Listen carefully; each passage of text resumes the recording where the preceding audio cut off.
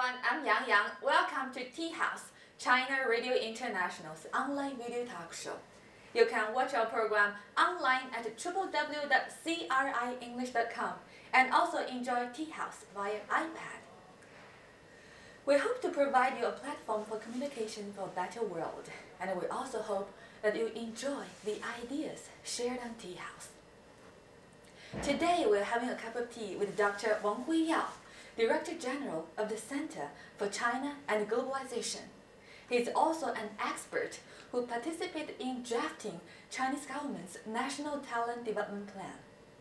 Dr. Wang will explain the 1,000 Talents Program in this edition of Tea House. Dr. Wanghuiyao is the Director General of the Center for China and Globalization. He is also the Vice Chairman of Western Returned Scholars Association, the largest organization of Chinese scholars who have returned from overseas. The group has over 50,000 members. Dr. Wang has been a senior advisor to the Chinese government at both central and local levels. He has helped bring qualified and skilled professionals to help develop China's economy and participated in drafting the Chinese government's National Talent Development Plan. Dr. Wang has published over 20 books and over 100 papers and articles. His research focuses on global talent issues, China's development model, and Chinese entrepreneurship. His view of China is always within a global framework. He is well-versed in issues about overseas Chinese affairs and global think tanks. Hi, Dr. Wang. Welcome to our program. Hi, my name is Wanghuiyao. I really hope that Tea House be a bridge between China and outside world. I really hope that Tea House be a good brand program of CRI in China and overseas for years to come. Today I prepared some tea for you. This is very good. Have a tea and then we can talk and discuss. So it's have Chinese tradition and also have an English dialogue, which is a perfect match. Yeah. You were one of the first batch of Chinese who studied MBA programs in the West in the 1980s. What was it like to study abroad at that time? Everything's new. Everything is so cultural shock. We see such a big contrast, backward China there and advanced Western developed countries. So it was really a big experience. And I think what I've learned in the school, in visiting companies, visiting government agencies, and exchanges with peers, students of all different countries, it's an enormous experience. And I think that really changed me a lot. And I think built me a very good foundation for studies, for the future work, and for what happened later on and what I'm doing today. Not many people would like to return to China back then. Why did you decide to come back to China at that time? In the 1990s, I started to enter a competition, and I was selected among hundreds of applicants to work for the Quebec government in Hong Kong. So that's why I come back in Hong Kong in the early 90s. And then by then, Deng Xiaoping had a southern tour to Shenzhen. And then he was saying, if you want to make a contribution, if you want to make an impact, it's better to return to China.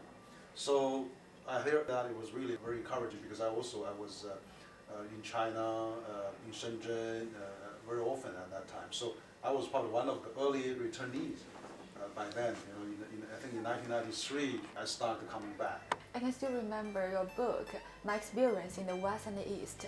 What information did you want to convey?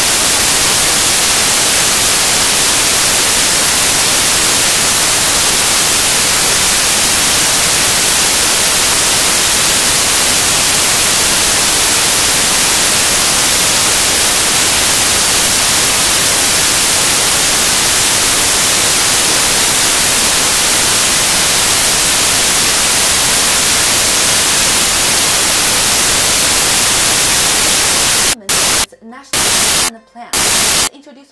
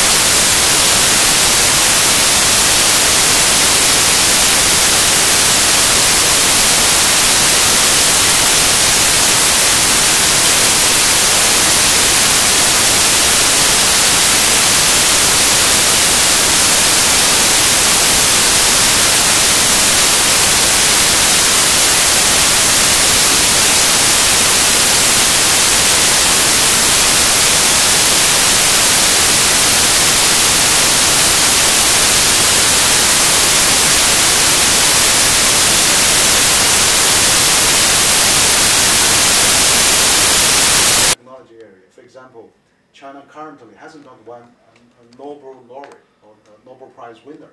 And then you have many Nobel laureates working in different countries, particularly in the United States. So those people can come to China, can train the new people, can help them raise the standard, introduce them to the new concept, the new methods of research, many things like that. So, and also Chinese company wants to go global, and then they don't have many experience. For example, Lenovo, the board of directors of Lenovo, over half of them are foreign experts, foreign passport holders, or non-Chinese holders. And Lenovo is hiring a lot of foreigners as well, and then China has many companies like that. Is there any program that help them to know about China? There is a special department called National Administration of Foreign Export Affairs. It's a semi-minister organization in China that looks after all the foreigners coming to China. They give the Friendship Award every year. They give the Marco Polo Award every year. They run the job fair for foreigners. Last year they had about almost 500,000 foreigners or foreign experts coming in and out of China on a short-term or long-term basis. So they all help them, all kind of help. That's on the central government level. And then on the provincial level, each province has a similar office like that. And then on top of that, every organization in China can apply for foreigners to work in China. Okay, thank you very much. It's tea time. Please enjoy another cup of tea. Okay, great. Thank you.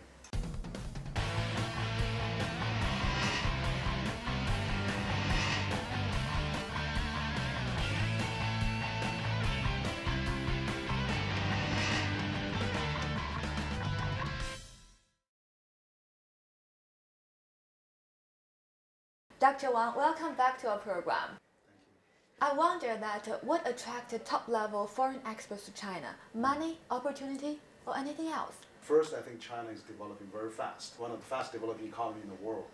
And China is undergoing enormous transformation and changes, particularly these last decades. And so when a country is developing so fast in science, technology, economy, and other sectors, it normally attract talents to come. And also China, it's, nowadays, infrastructure-wise, is very convenient. You have a bigger airport, you have a very good transportation, you got a super speed highway, railway, of course, a lot of high-rise, nice buildings, lifestyle in China. So China is a very cosmopolitan, particularly in the coastal area. And plus the friendly Chinese people, something that you can work on with your career, really attract a lot of people. So China is no longer a hardship post. It's become a hot spot for many foreigners who want to work in China. We see a more globalized world. I have a theory for the globalization. So for the 15th, 16th century, when Columbus discovered North America, it was the capital goods movement, shipping movement, international trade, and that the first stage of globalization. The second stage of globalization, when Dutch has this first stock exchange, and then when the capital movement started, and then now the capital movement already widespread, particularly with European and American being the leaders on that. Now the third globalization is really the global talent movements. So we are coming from goods, capital to the people. Now we are able to do that now because we have a community of internet, we have a virtual community. No matter where you are geographically or physically, you can always tie into a virtual local community, no matter where you are. So that really provided a much convenient, much better environment for people to come to work in China. Even though they are working in China, they can still contact with their friends, folks back home in North America and Europe via the internet, via the telephone call, Skype, or Facebook, or whatever. So I think all those things are facilitating people working globally, and particularly working in China. So those are the reasons that more and more people are now attracted to work in China. Well, in the area of globalization of talent movement, what do you think are the key elements that talent consider when they decide where they will work? The job opportunity, where the job has really attraction and has going to add your qualifications and your experience, going to upgrade you after this international working experience.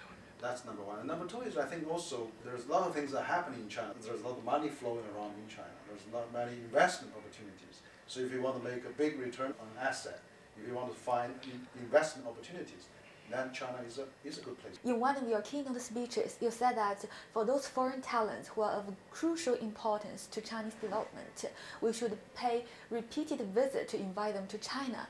What do you think they are concerned of not coming to China?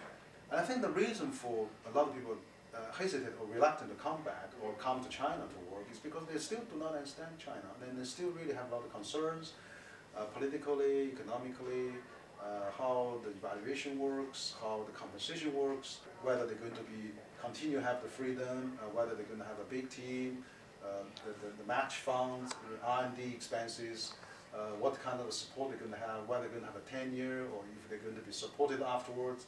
So all those concerns, you got to address them. You got to really analyze them and calm down people's concern.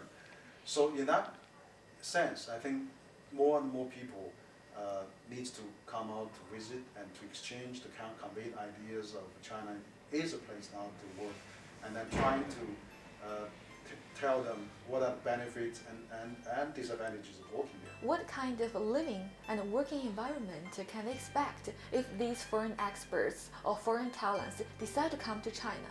Oh, I think that on the living living standards is pretty good now. They are giving 1 million RMB as a settling expense, and they will be provided an apartment. They will be also giving the unit or a lab or a company. So they will give the role that fit their expertise or experience. And of course, if they're really working in a very top organization or a top company, they're going to have all the systems, they're going to have a budget, they're going to have the mandate to do things. But I think in the long run, once they get involved, once they get into the process, even though there's many frustrations along the way, this is a place that they can make breakthrough. This is a place they can really make things happen that maybe already happened in many places, but not happen in China. There's a sense of achievement, there's a sense of you have completed something in this fast-growing country and fast-growing economy. I think, so that's where the attraction. Okay, thank you very much, Dr. Wang, for joining our program.